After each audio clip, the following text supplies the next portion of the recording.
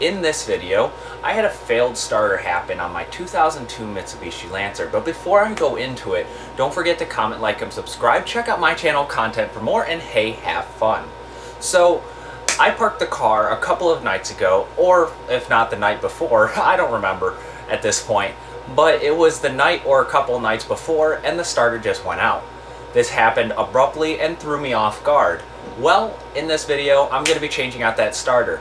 Now, it was a really easy job to do. All you have to do is kind of finagle the starter within a little crevice and stick it back in. One of the main symptoms that I had, giving me the appearance that it was not a battery at fault, was the fact that the starter was not going every single time I tried to start it. When I engaged the key, it gave me one solid click, telling me that the solenoid was engaging the starter, and when I let off the key in the ignition, it let off, giving me the idea that the starter was at fault.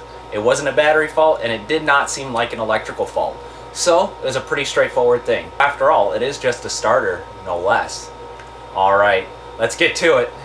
I don't know what happened. I just pulled up, and she wouldn't start. It's got battery. Before I start the car, let's check the battery. DC volts. See what we're looking at here. I've got 1243, so I've got good voltage. Let's try starting. Let's see what our mileage is. Okay, let's start it. Sounds like a starter went out.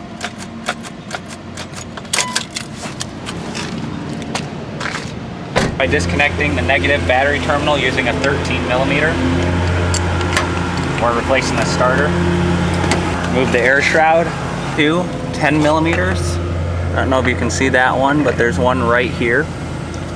And then there's one right there that I have to remove, as well as that clip, that band.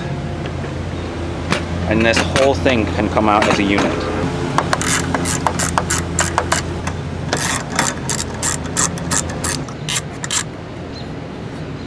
There's two.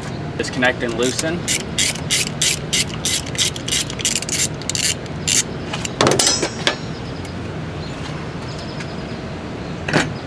Pull this out.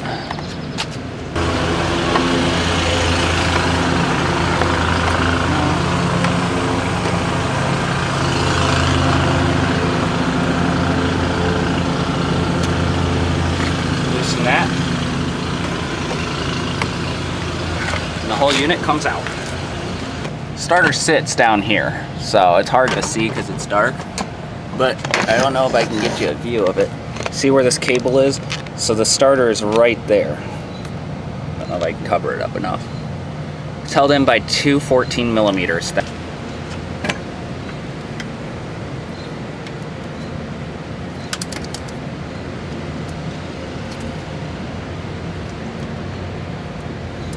Got the first one, which has to be pulled out, and then this is the second bolt right here.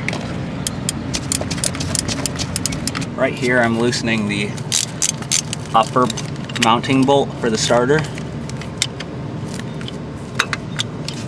If I can get the ratchet on there, and then I gotta remove the lower.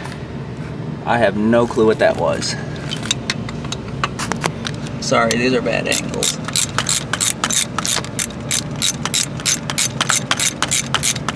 Okay, so I got the bolt out. I'm sorry about this lighting. I'm kind of not in the best. You don't want to lose this bracket that holds the wire harness in place, so I'm just going to set those up there and then remove the second one. But as you can probably see, the starter is loose. So now we just got the harness in the back that I have to disconnect. I feel like this starter is going to fall if I don't grab it. There's two. And I can pull the starter right up through here. Sorry, I'm not looking at the camera, so if the angle seems weird, I apologize.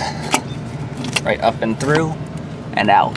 Now that I've got the starter up and out like this, I can disconnect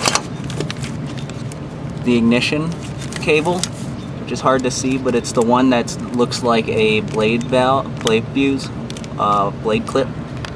And then I can move this rubber. I can move this rubber aside for the positive terminal coming from the battery, and then this whole starter can come up and out. 12 or a 13? I'm trying a 12 first. It's a 12.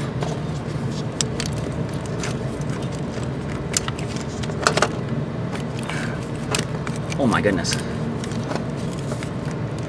I'm actually trying to bring it free. There we go.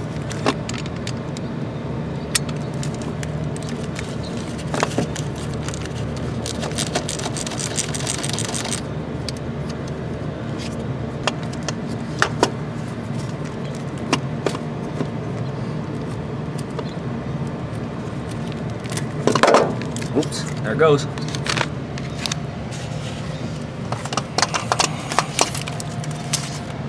Wow, that is a bad and old starter.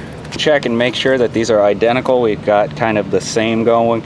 Now this is an old starter. I did pull it off of an 06 Lancer that I scrapped a long time ago in case I ever needed a starter, because I've had the suspicion that my starter's kind of going out. By the looks of it, you can kind of tell. So I'm not going to reuse this bolt though, only because the other one's got a little flange on it, so no reason for that one.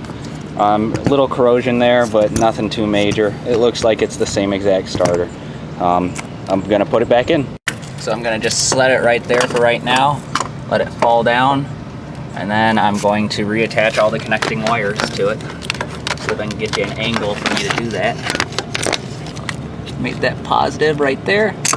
Ooh, yeah, I should clean that terminal off, honestly, but this is my car. Yeah, they are.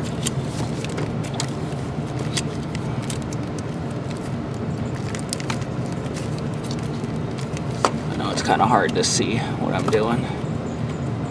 Plug this down.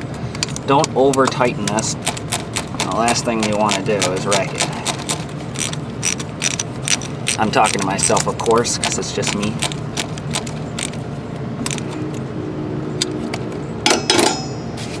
Okay, I'm going to take this clip, slide it back on. There we go, ready to reinstall. I've got this using a 14. I'm just snugging, I'm kind of just pulling the starter closer so I can line up the bracket. 36 tooth divided by 360 degrees gives me a very, very little bit of arc swing. But I mean, at a 1/4 inch ratchet versus a 3/8 drive, I just decided to switch it all together.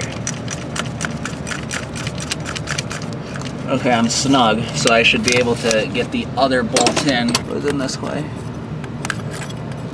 14 mil with the ground. I'm gonna line up this bolt right in here. Sorry, it's hard to see. I'm looking through my hand and my camera. There we go. I'm gonna slide that in. Just like that. Snug it all down. This should make my life a little easier. That switch hopefully won't get knocked too much. You see, I'm just spinning it. Gonna tighten that up until it's snug. And re-align this piece here, this harness.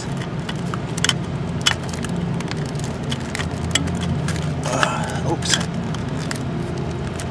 There we go. This one here spins around and hooks right here, like that. Reinstall this. Yeah. Before testing it, I just want to make sure everything's connected before I test it. Harness in there.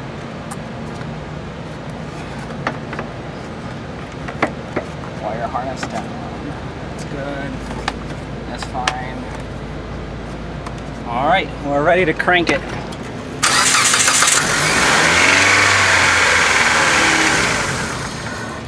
My gosh.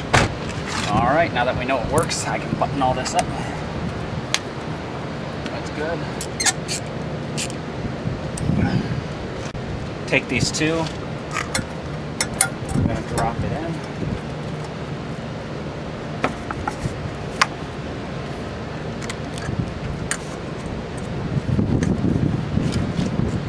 Tighten them down.